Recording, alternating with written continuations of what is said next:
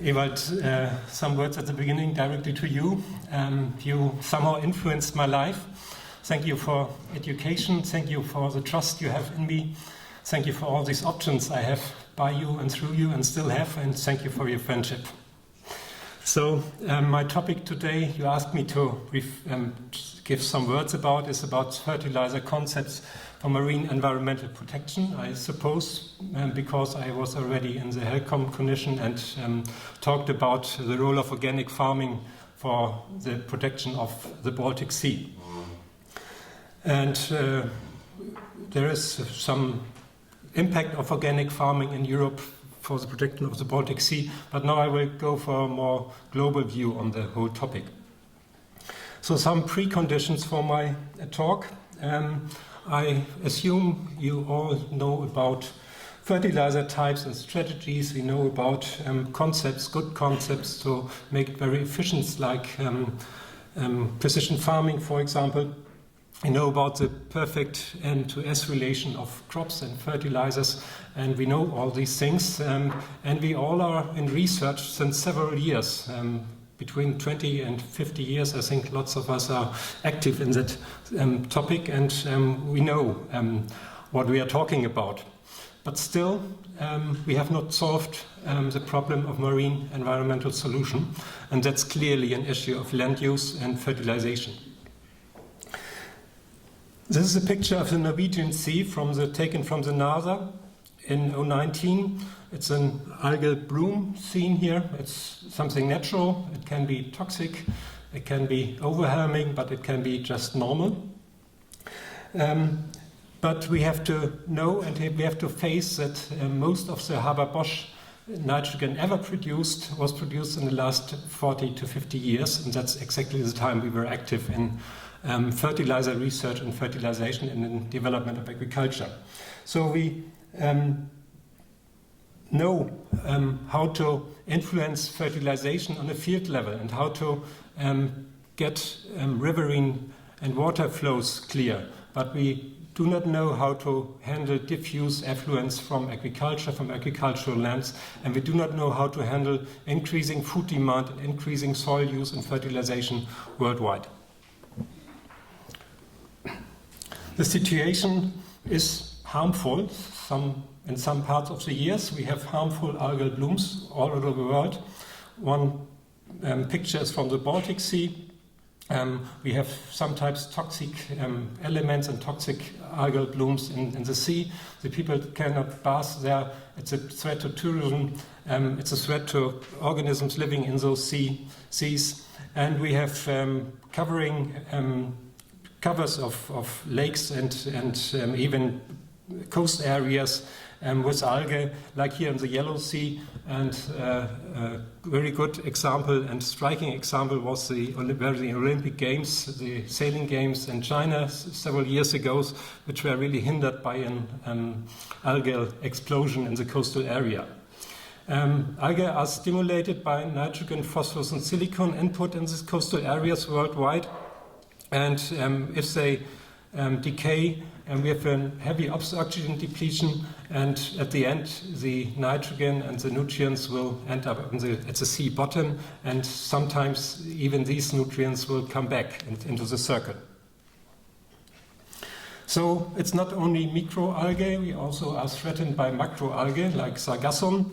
It's a threat to aquaculture worldwide. Here a picture from the Yellow Sea, where we have golden tides of these sargassum on a really huge areas. They can cover aquacultures, for example, seaweed, like Pyropia, and at the end we also are a threat to sushi production.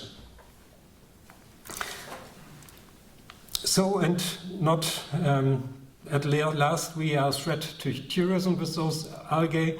Already Christoph Columbus told about big sargassum areas he found in his tours in the direction North America and South America. But these sargassum areas expanded heavily in the last years. It's already an existent 885 kilometer wide sargassum belt between West Africa and the Gulf of Mexico. It is fired by nutrients going in the sea from the Amazonian delta in spring and summer, and the boreal swing in summer. And with climate change, we have changing flows in the oceans already. We have upwelling waters at the west coast of Africa, where the nutrients come up from below and feed those algae in the marine environment.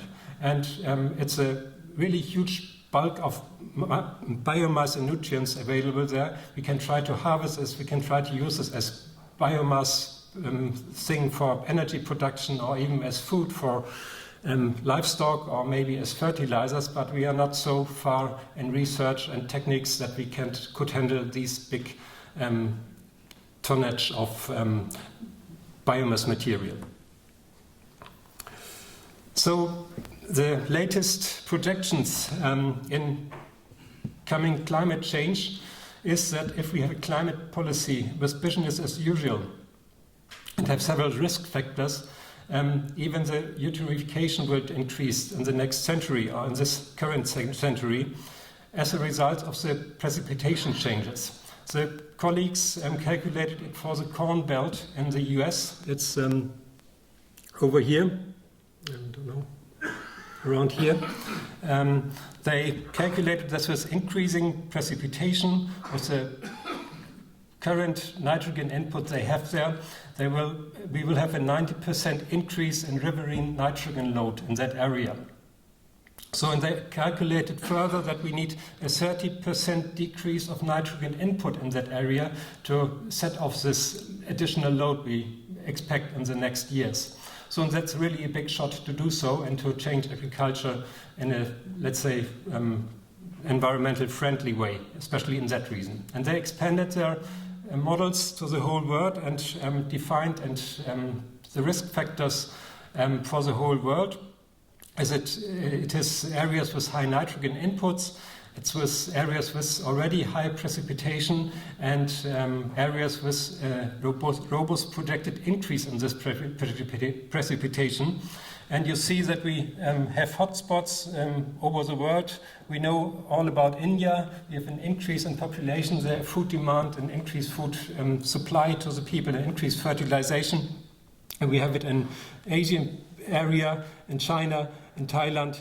We have it in North Europe, in South Spain and North Spain and South France. So we really have hotspots of future nutrient inputs in the marine environment. And I'm not sure if we really have concept to handle this. But I try to give some ideas what we could do.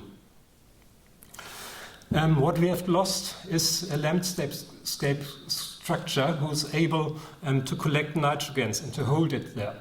We have to stop erosion, and we have to stop water flows in the or loaded water flows in the streams, and even directly in the oceans. And there are several approaches how we could do that. This, for example, controlling drainage systems. Many trials has been done in Sweden and Norway on those systems, and that's an example of a trial in Sweden where they just catching the drainage water and are able to regulate the groundwater table with wares from the system. And by this you can catch nutrients and even water, and you can use it for sub-irrigation, which might be a proper way to keep the water in your fields and to help over very dry periods and to these extreme weather situations we faced in the last years.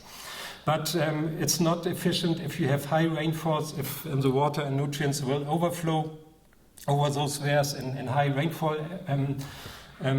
periods. So that's only a technical solution with certain limits. But still, in this trial, they managed to reduce the nitrogen and phosphate loss by 30%. That's really a high value, and it's a technical solution we could go, but you need high intensity of money and technical input in your soils. Another thing which is tested worldwide, especially in Denmark, is very active at this moment or in this time. They are integrating buffer zones with drainage water therein. They're collecting the drainage water, and they have a natural cleaning effect there.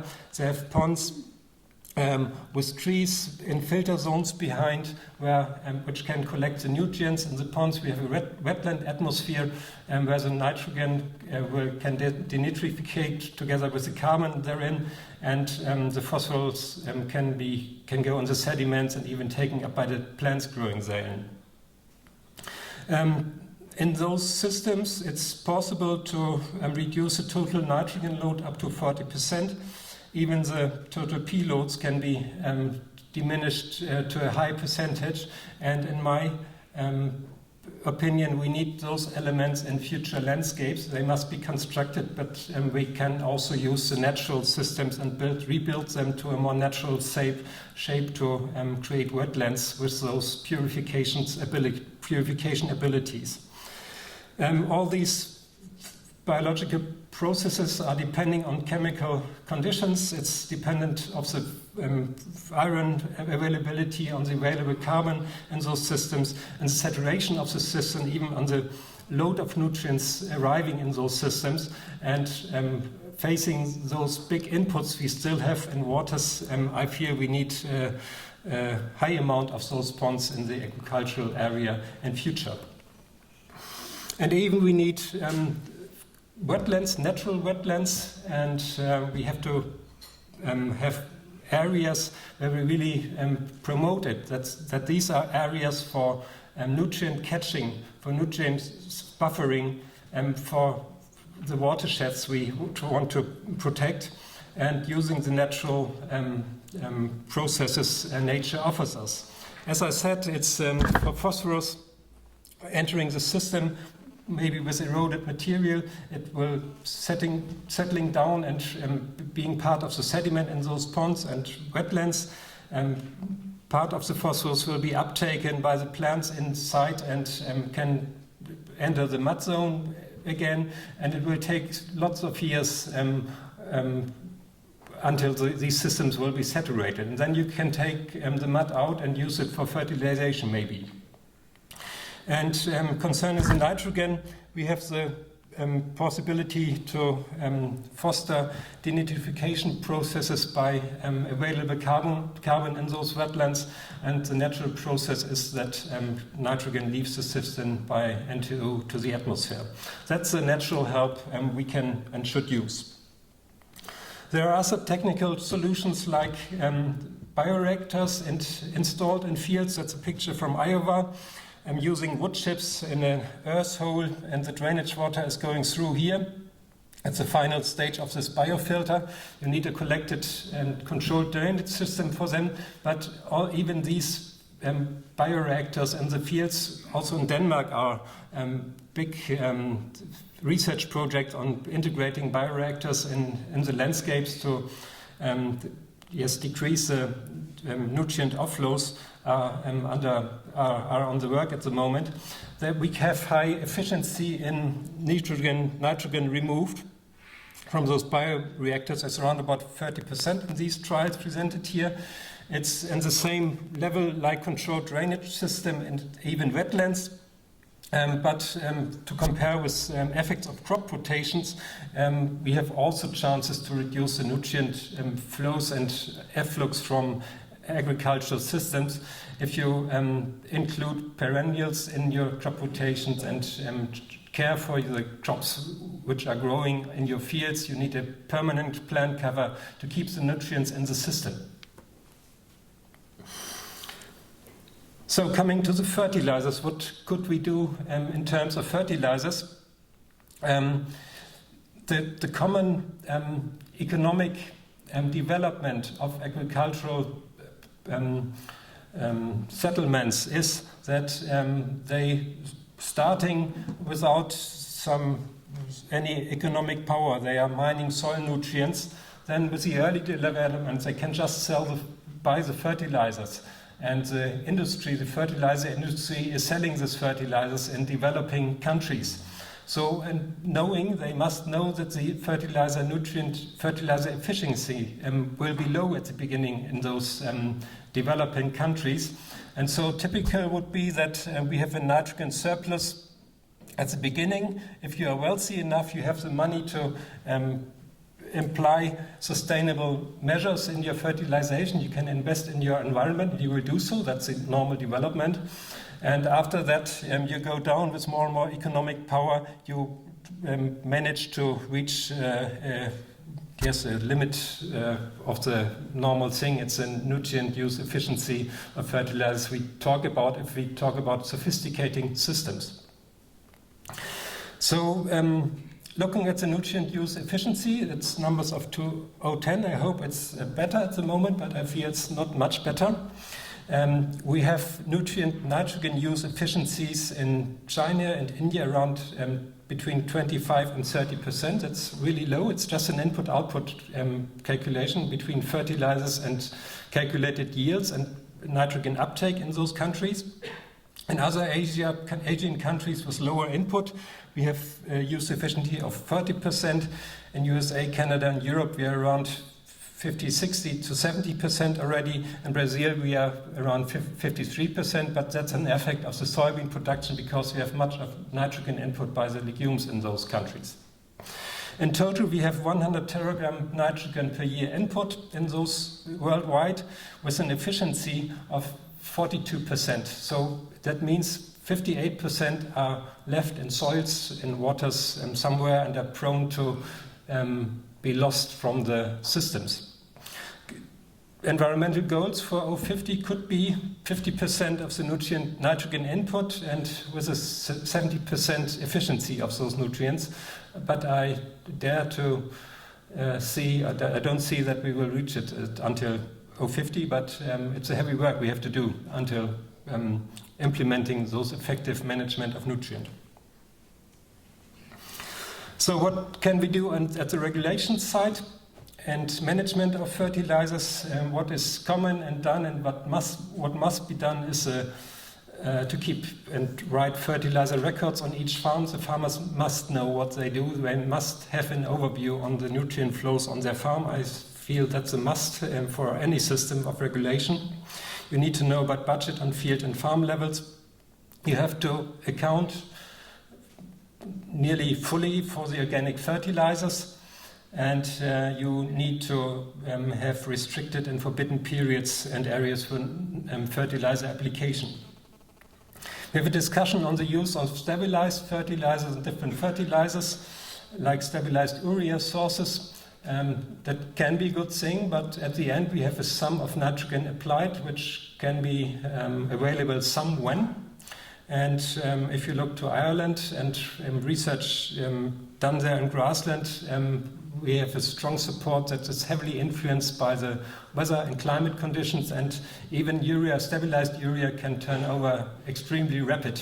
And so it should be supported by micrometeorological models. Again, a really expensive and high technical solution. What we should do, and partly what is already done, is to apply fertilizer quotas or fertilizer taxes. That's not done at the moment, as far as I know, but not for regulation of input and protection of the environment. And you could define a restricted use per farm or per area or per field. And I will give for a thought that all these things are driven by worldwide food and fertilizer markets. It's not all in the interest of the people living in those countries and the people living worldwide. They want to they want to have food, they want to have something to eat, they want to have affordable food, but they are able to change their behavior.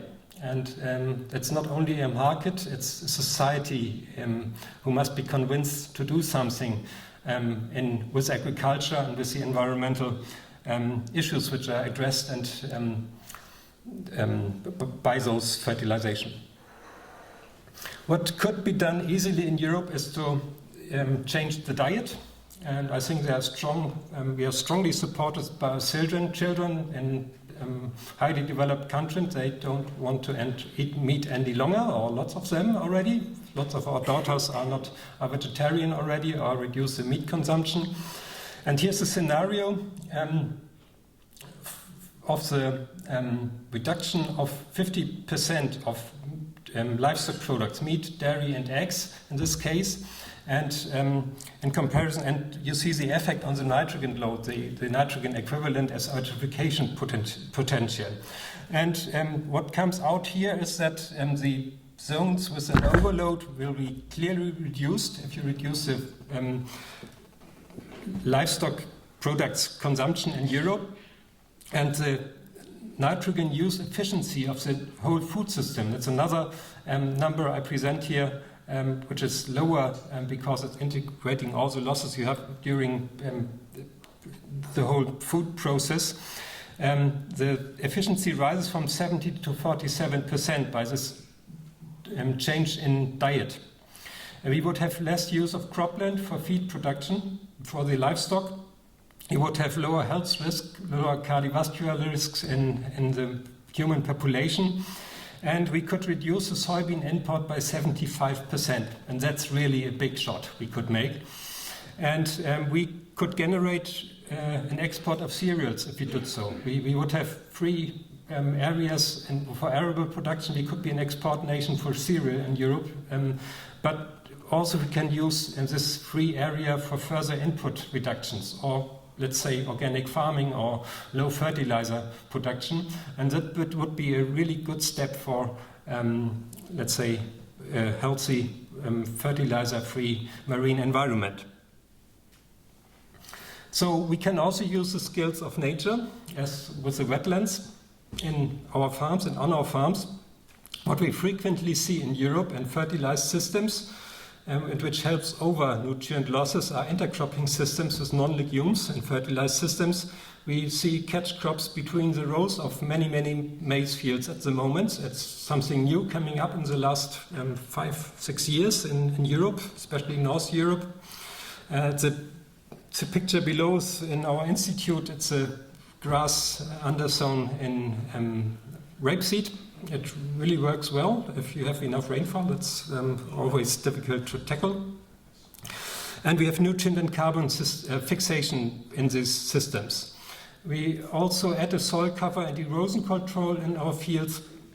And maybe the farmers will have a second harvest. You can use this grass for biomass production, for biogas production, or livestock feeding later on. You have a double use of your area, and you protect your soil fertility, you foster soil aggregation, and you have really positive effects. You can do it with legumes as well, especially in organic systems. Those systems are of high interest because you need nitrogen input, you need an increased phosphorus acquisition from the fertilizer you're allowed to use, and even from this fertilizer which is bound in soil, and the phosphorus which is bound in soil, and that can be facilitated by legumes at the bottom. And you integrate a spatial self-regulation dynamic of crops and nitrogen. So if you are in an enriched atmosphere or site, the cereals may perform in that system, and in a limited environment, the legumes will perform better. And so you have introduced a kind of self-regulation, which is of high importance, especially in times of climate change and extreme environment and weather conditions. And what we found is that those systems have an up to 20% increased land equivalent ratio in yields. You must use the legume biomass and even the cereals, and you must know what you want to do with your products you produce. But even you have a 20% increased nutrient equivalent ratio. You are more efficient in nutrient use by those systems because the plants are so different you have on your one field. So what could we do? We should do and combine leguminous nitrogen with fertilizer nitrogen. It can be an appropriate system. You see here a typical approach or asynchrony of nitrogen demand of the crops we have in the field, and the nitrogen offer from the legume, nitrogen from the soil, which is somehow not to regulate in some years. And we typically have a gap in the early spring in non-fertilized system, organic systems. And why not filling this gap with a certain amount of fertilizer? We can add it even to legume systems. It's a pre-last folie. And we have to cut overflows. And I know you will say these legume systems are not stable in the nitrogen efflux, but we can do management in our fields. We exactly know what we can do and what we have not to do. And I know that the efficiency of nitrogen is not from those systems is not much lower than the overall efficiency of nitrogen fertilizers applied in highly intensive fertilized systems. So my vision for fertilizer concepts for marine environmental protection has some uncomfortable answers for farmers and even for researchers. We have to change food habits and reduce the livestock numbers worldwide. We have to combine land and livestock and land and manure, farm-wise or with farm corporations. We have to reduce the nitrogen fertilizer intensity worldwide because we are not able those high surpluses we add in the world environment. We have to use biological mechanisms to create resilient systems, and we have to protect our waters by landscape design and proper application of nutrients. And I feel that we need to do big steps to re-establish those systems. And we should use mineral fertilizers only to add the new systems. So we must reduce the surplus we have had. And we must make those systems economically attractive, and that's a political goal. Thank you. Okay, I would say we're out of time, and we almost are, but let's take, do we have a question? I have one. Yes. So in your first slide, you mentioned that nitrogen, phosphorus, and silicon are contributing? Yes, that's maybe you can... What role is silicon playing in that? Should be somehow limited for algae growth as well. That's what I found. I hope you could explain. Well, that was my question. Yeah. I mean, I know nitrogen, for example, it stimulates microbial or algal growth. I mean, and so then it removes oxygen from the system. That's what we have in the lower Mississippi with the hypoxia from all the nitrogen loading that comes in from the Midwest from all the corn and soybeans. But that's the first time I've seen something related to silicon being involved, so I'm kind of surprised. So anyway, all right. Well, any other questions? Well, if not, let's thank our speaker one more. Oh, sorry. What about changing the yield response curve? I do believe that we are using not the well-adapted curves. So a misinterpretation will lead to a surplus of nitrogen application. If instead of our normal curves, we would use the split curves, and functions, we will reduce automatically the nitrogen input given as fertilizers, although not leaving the maximum yield. Yeah, that's right. You have to end up at an earlier phase of this curve at the end. Yeah. Okay, let's thank our speaker one more time.